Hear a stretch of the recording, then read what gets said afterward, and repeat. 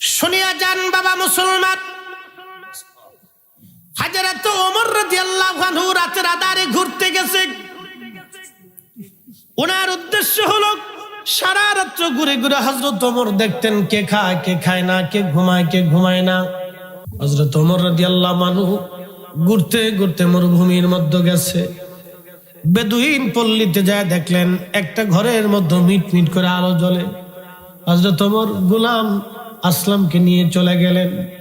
যাইয়া দেখতেছে মিটমিট করে আলো জ্বলে। হযরত ওমর ধীরে ধীরে ধীরে ধীরে ওই ঘরের পিছনে যে দাঁড়াইলেন। বিষয়টা কি আজকে দেখতে হবে। ঘরের পিছনে কিছুক্ষণ দাঁড়ানোর পরে লক্ষ্য করলেন এক মহিলার কণ্ঠে আওয়াজ আসতেছে, মা, মেয়েরা আমার, দুধের সাথে পানি বেশি করে মিশাও। দুধের সাথে, আমার দিকে তাকান, অন্য দিকে না।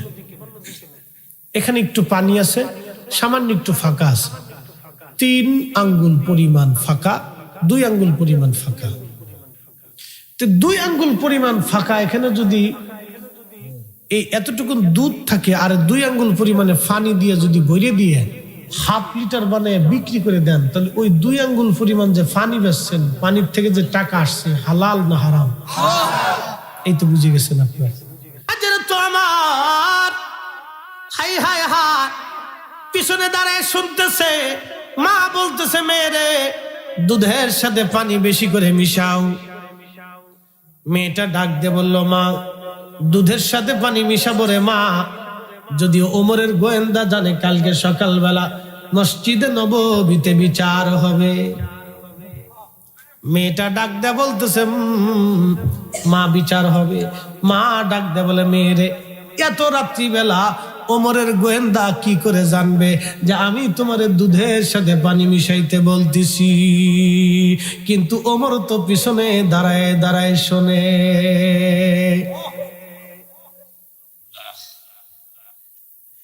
মেয়ে, তাড়াতাড়ি দুধের সাথে পানি মিশাও। মেয়েটি ডাকতে বলতেছে, মা, ক্ষমা করে দিবেন, আমি দুধের সাথে পানি মিশাবো না রে মা। ওমরের গোয়েন্দা যদি না জানে, আমার মালিক আমার আল্লাহ জানতেছে। চিৎকার মেরে যারা বলেন আল্লাহু আকবার। আমাদের গোপন খবর জানে কে? আল্লাহ বললেন, তুরা সুম্মা তুরাদ্দুনা ইলা আলিমিল গায়ব। তোমরা আমি আল্লাহর কাছে ফিরে আসবে, তোমার গোপন ওপেন আমি আল্লাহ সব জানি। ফায়ুনাব্বিউকুম বিমা কুনতুম তা'মালুন। তুমি যা করো না কেন আমি আল্লাহ তোমাকে তা সব সেই দিন দেখাই দিব, তোমার সেই দিন জানাই দিব। তুমি কি করছো না করছো আমি আল্লাহ সেদিন দেখাই দিব।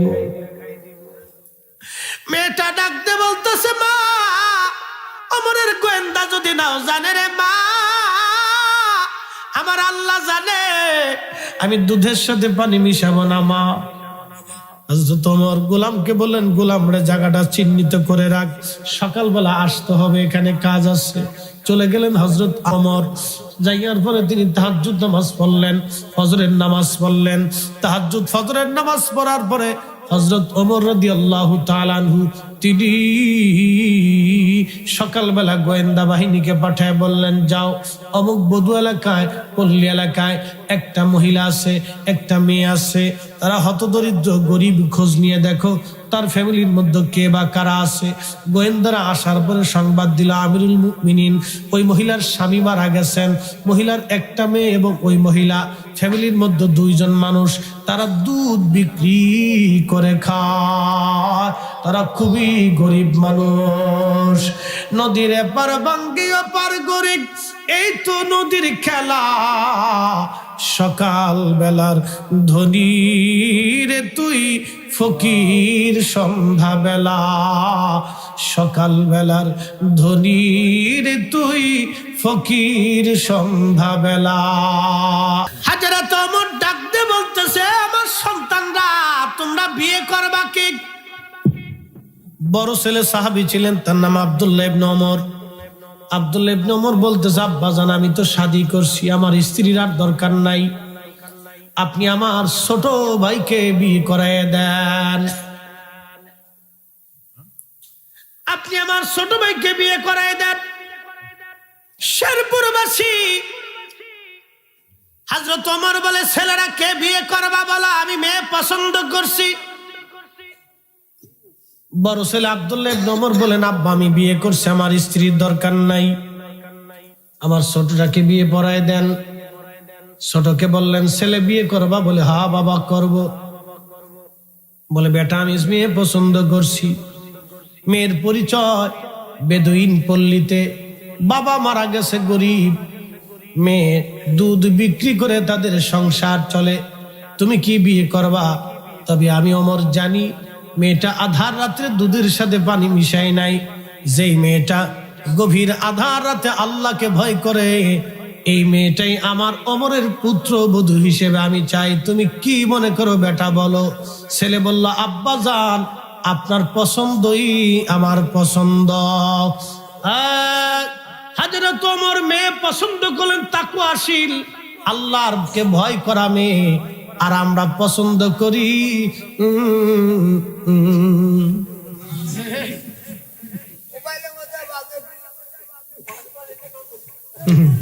আমরা পছন্দ করি কি চামড়া সাদা আছে কিনা, মায়ের বাপের মাল করি আছে কিনা, কি কথা কর না কা, পয়সা করি আছে কিনা, কেমন কি দিতে পারবো, আমার ফুলারে খাট পালঙ্গ মোটর সাইকেল সেটা ঘোরার জন্য আগে দিন বাগবে, এটা দিতে পারবো কিনা, এটা খুঁজতেছে। পরে কয়েকদিন পরে আইসে আমার কাছে দোয়া করে কান্দন কে কয়, মায়ের ফুলার বাপ কেটে দিলে ফুলা আলাদা হয়ে গেছে, ফুলা তো আলাদা হইব, মাইয়া আনছেন টিকটকে মাইয়া ঘরের বউ হিসেবে, তা আপনি দোয়া চাবেন না, কার একবার দোয়া চাবে? আপনি হযরত ওমরের মতো একটা আমানতওয়ালা মেয়ে নিয়ে আসেন, জীবনে বৃদ্ধাশ্রমে যেতে হবে না। কি কথা কর না কেন? জবানের মালিককে যদি আল্লাহ বন্ধ করে দেন, পৃথিবীর কেউ কি আছে আমার জবান খুলে দেবে? পৃথিবীর অনেক বড় বড় সাম্রাজ্যের অধিপতিদের জবান আল্লাহ বন্ধ করে দিলেন, আর কোনদিন তাদের জবান কেউ খুলে দিতে পারে নাই। হালাকু খান নিজের সাম্রাজ্য বাঁচানোর জন্য পৃথিবীর 2 কোটি মানুষ হত্যা করেছিলেন। আল্লাহ এমন একটা টাইমে তার জবান বন্ধ করে দিলেন, কখনো আর তার জবান কেউ খুলে দিতে পারে নাই। হালাকু খান চেঙ্গিস খান 2 কোটি মানুষ মারল। হালাকু খান ইরাকের বাগদাদে 20 লক্ষ মানুষের মধ্যে 16 লক্ষ মানুষ হত্যা করলো। 1 মাস পর্যন্ত টাইগ্রিস নদী, দজলা নদী রক্তে রঞ্জিত ছিল। 16 লক্ষ মানুষের দুর্গন্ধে সারা ইরাকের বাগদাদ ভেসে গেল। বন্ধু খুব মনোযোগ দিয়েন, তারপরেও আল্লাহ তার জবান বন্ধ করে দিল। এই জবান আর তার কেউ খুলে দিতে পারে নাই।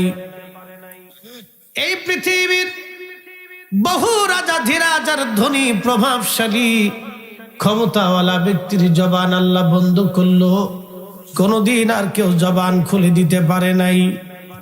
এমন দিন আসবে জবান বন্ধ হবে, জবান থাকবে কিন্তু ভাষা থাকবে না, চোখ থাকবে কিন্তু আলো থাকবে না, হাত পা পরে থাকবে কিন্তু চলার সক্ষমতা হবে না। ওই দিন আসার আগে পেয়ারা নবীজির শানে জবান খুলে দুরূদ শরীফ পড়ে জবানের হক আদায় করি। প্রশ্ন রাখবেন, মুফতি দুরূদ কেন আমরা জবান খুলে পড়ব? দুরূদ এই জন্য পড়ব, সৃষ্টির মধ্যে একটা আমল, যে আমলটা অন্য আমলকে কবুল করায়, নিজে তো কবুল হয়, অন্য আমলকে কবুল করায়, এই আমলের নাম দুরূদ। যেই দোয়ার মধ্যে দুরূদ হয় না, ওই দোয়াতে কোনো দোয়া কবুল হয় না। যেই মজলিসে নবীর দুরূদ হয় না, ওই মজলিসটা হলো শয়তানের মজলিস, ওই মজলিস কখনো আল্লাহর মজলিস হতে পারে না। কালেমা তাওহীদ আরশে লেখা,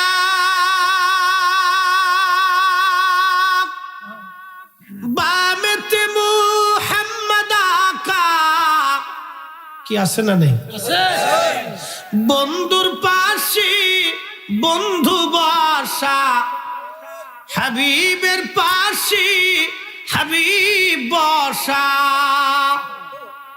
শুধু কালেমায় বসা থাকবে না, হাসরের মাঠে আল্লাহর আরশে মুআল্লার ডানে আল্লাহ একটা আসন তৈরি করবেন। এই আসনের নাম আসান আইয়াবআসাকা রাব্বুকা মাকামাম মাহমুদা।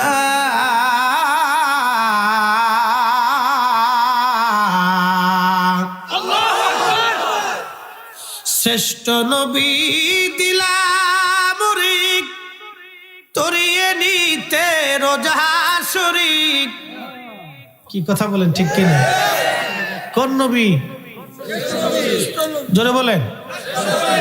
দুনিয়ার সব মানব, দুনিয়ার সব জিন, দুনিয়ার সব ফেরেশতা, দুনিয়ার সমস্ত সৃষ্টিগুলি এক পাল্লায় যদি দেন, আমাদের নবীকে যদি আর এক পাল্লায় দেন, আমাদের নবীর ওজনের সমান হবে না, হতে পারে না। শ্রেষ্ঠ নবী দিলাম রিক। কাজী নজরুল লিখতেছে। কাজী নজরুল চিনছেন?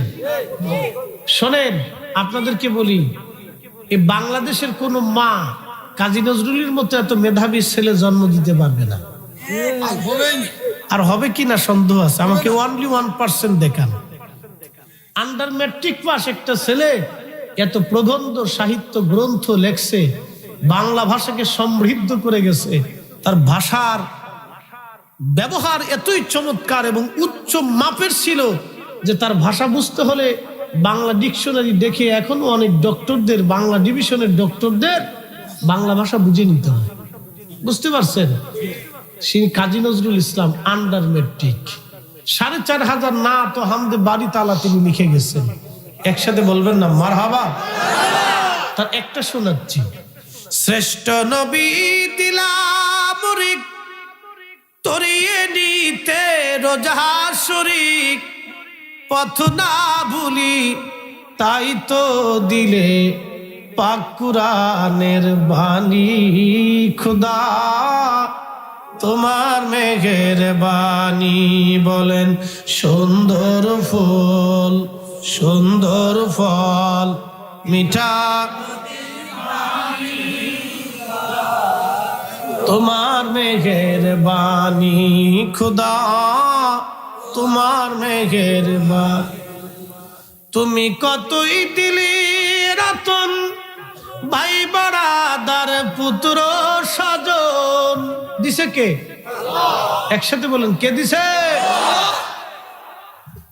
তুমি কতই দিলে রতন, ভাই বারাদার পুত্র স্বজন।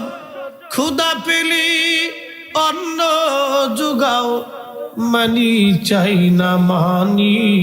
খোদা তোমার মেঘের বাণী। সুন্দর ফুল সুন্দর ফল মিঠা নদীর পানি। খোদা তোমার মেঘের বাণী। খোদা তোমার মেঘের বাণী।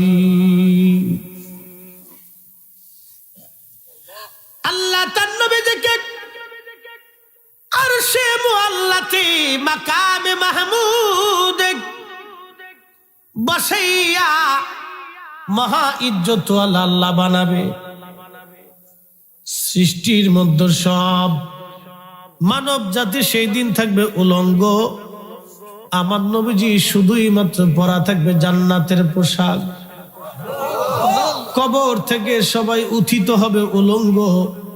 আবার নবীকে রওজা মোবারক থেকে জান্নাতের পোশাক পরাইয়া আল্লাহ নবীকে ৭০,০০০ ফেরেশতা দিয়ে পাহারা দিয়ে গার্ড অব অনার দিয়ে মিছিল দেওয়াইয়া দেওয়াইয়া আমার আল্লাহ তার নবীকে মাকামে মাহমুদ আলা হিসেবে বসাই দিবে। না হইছে না? আরো জোরে বলে, আরো জোরে। আমেরিকার প্রেসিডেন্ট বাংলাদেশে আসলে বিরাট বড় পাহারা, রাশিয়ার প্রেসিডেন্ট বাংলাদেশে আসলে বিরাট বড় পাহারা। কিন্তু হাসরের ময়দানে এরা সব ল্যাংটা হইয়া আল্লাহর দরবারে সেজদায় পড়ে থাকবে। একটা মানুষ তাদেরকে দেখতে যাবে না, ঠিক কিনা? একটা মানুষ তাদের তাকাবে না, কিন্তু আমার নবীজিকে আমার আল্লাহ রওজা শরীফ থেকে 70,000 ফেরেশতা দিয়া জান্নাতের পোশাক পরাইয়া মিছিল দেওয়াইয়া হাসরের ময়দানে নিয়ে আরশে মুআল্লার ডানে মাকামে মাহমুদে বসাইয়া তামাম সৃষ্টির সামনে নবীকে আল্লাহ ইজ্জতওয়ালা বানাবে। আমরা সেই নবীর উম্মত, কিন্তু মসজিদে জুতা চুরি করি। আমরা সেই নবীর উম্মত, ভাইয়ের হক মেরে দিছি আর আমরা বুঝাই দেই নাই। আমরা সেই নবীর উম্মত, অন্যের টাকা মেরে দিয়ে হজে যাইয়া হজ করে আইছি, কিয়ামত পর্যন্ত হজ করলেও বাবা হজ হবে না। আল্লাহু আকবার ওয়ালিল্লাহিল হামদু বিসমিল্লাহির রাহমানির রাহিম।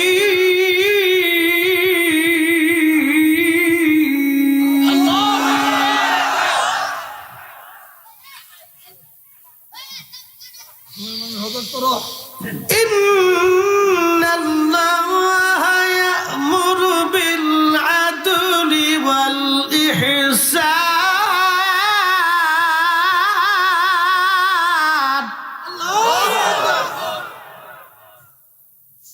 আল্লাহর কোরআন বলে, আমি হুকুম প্রদান করছি তোমাদেরকে, তোমরা দুনিয়াতে ইহসান করবে, ন্যায় বিচার করবে, অন্যায় করবে না। যেটা ন্যায় সঙ্গত সেটা তোমরা করবা, অন্যায়টা করবা না। আমার দেশে অনেকেই বিচার সালিশ করে, বাপ মুইতে পানি নেয় না। এই আসতে বলেন কেন, জোরে বলেন। ওয়ালা ইউআখিরাল্লাহু নাফসান ইযা জাআ আজালুহা।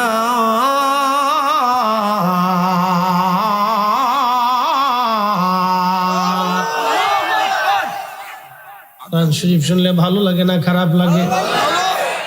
কেন ভালো লাগে জানেননি? ঈমান আছে এই জন্য ভালো লাগে। আল্লাহর কোরআন আল্লাহ বলছেন ঈমানদার কারা? মুমিন। কোরআনের আয়াত শোনার সঙ্গে সঙ্গে তাদের ভালো লাগবে। আল্লাহর কোরআন বলতেছে ওয়া ইযা তুলিয়াত আলাইহিম আয়াতুহু যাদাতুহুম ঈমানা।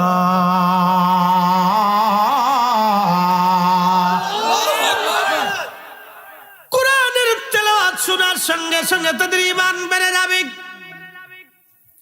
ঈমান তাদের বাড়বে, ঈমান বেড়ে যাবে, তাদের ঈমান বর্ধিত হবে। কোরআনের আয়াত শোনার সঙ্গে সঙ্গে তাদের ঈমান বেড়ে যাবে, ঈমান তাদের বাড়তে থাকবে।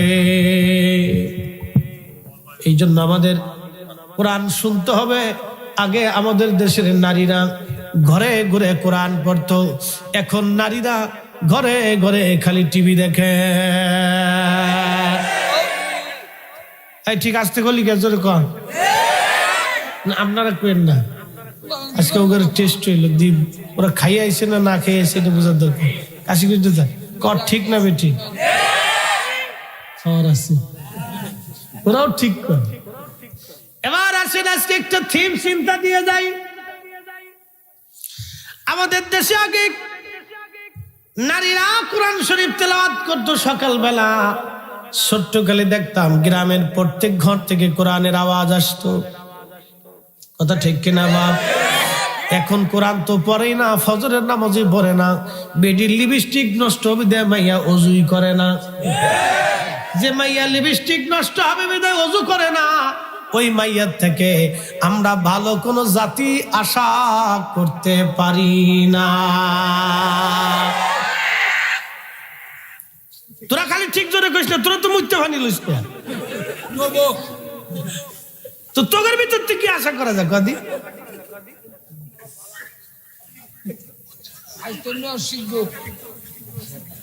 খবর যোগ দিয়ে শিক্ষা ঠিক দিতেছে, মানে বিরুদ্ধে কইলে খুব চেতা চেতে দাঁড়া তোকেও বাস দিতেছি দাঁড়া।